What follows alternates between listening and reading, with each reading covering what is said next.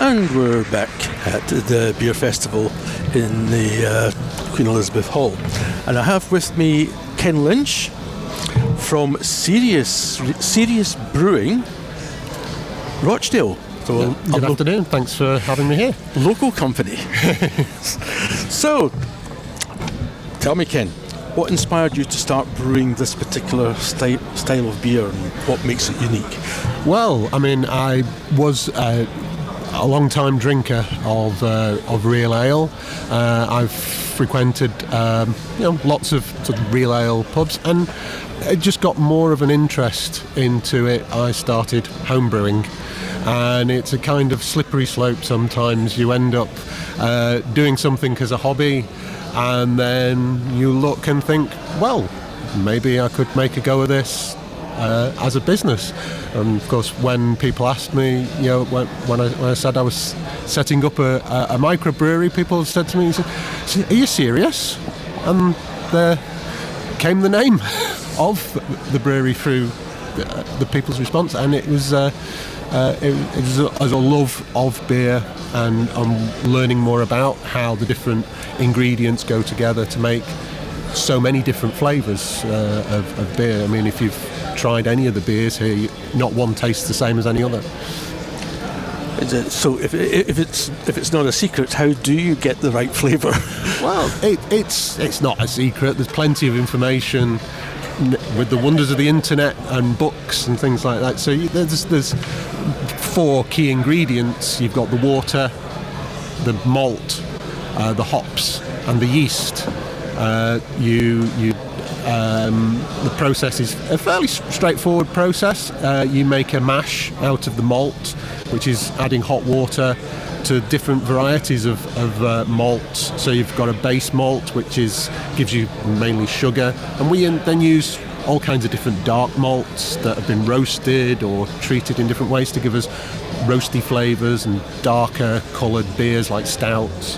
And then that gets boiled with hops, which again are kind of like the flowers of the hop plant, and they have so many different flavours, different aromas. You can get very herbal or flowery, or even fruit, passion fruit and mango, straight from.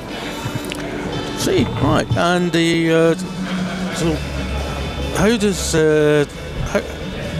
this you condition the cask? Yes. Yes. Yep. Cask conditioned. So how's that different from other beer serving methods? Well, the keg style beer is that's top pressure carbonated. You add the CO2.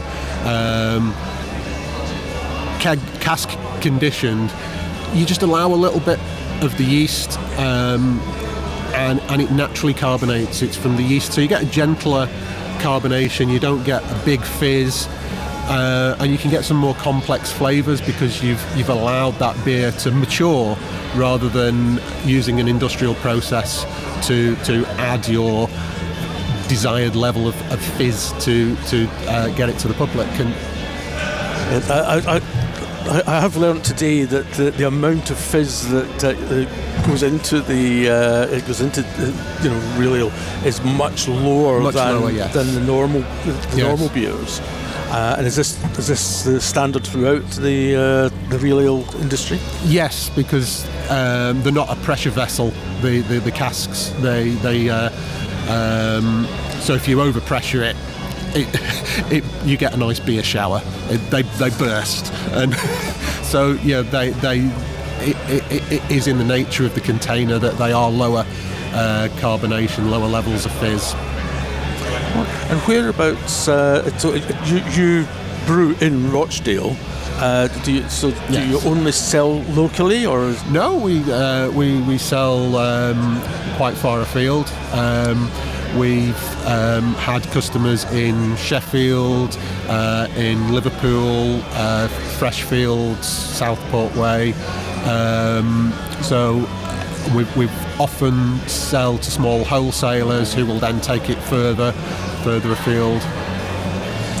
Is there any particular food pairing that goes with your? Food pairing. I would always gravitate towards a nice pie. That's my personal preference. Fortunately, that's what they've got on offer today, as far as hot food's concerned. I've noticed you've got three beers here today. Yes. Do you want to just talk a little bit about those? Well, the Moonlight Stout is our most well-known one. We've won many CAMRA awards for that. It's won bronze twice in the Northwest Regional CAMRA Champion Beer of Britain. So that's our stout. I don't know if anybody was can guess the musical reference of Moonlight. Serious Moonlight. So I think Ian's worked it out. Yeah. David Bowie. David Bowie, yes. The White Well, that's our sort of house beer. We recently opened a micropub just north of Rochdale in a place called Waterfoot. It's just outside of Rawtenstall, and that's our house beer there. We have that on permanently. And then the Flavum Pale, that I have a real fondness for Belgian style beers, and that gets a lot of its flavour from the yeast and the fermentation process.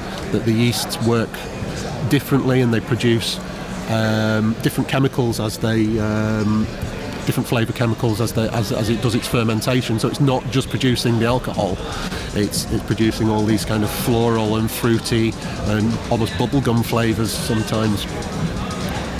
Are there any pubs in Oldham that sell your beer? The Fox and Pine sells my beer every so often in Oldham.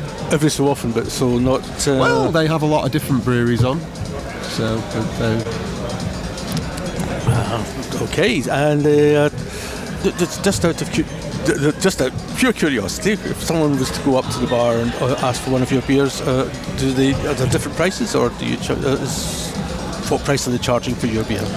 You know what? I've no idea what price they're charging here. They're behind the bar on the end of the barrel, aren't they? So right. I'll need to go up. Usually, the stronger the beer, the higher the price. So that's usually an indicator. And that's usually the indicator.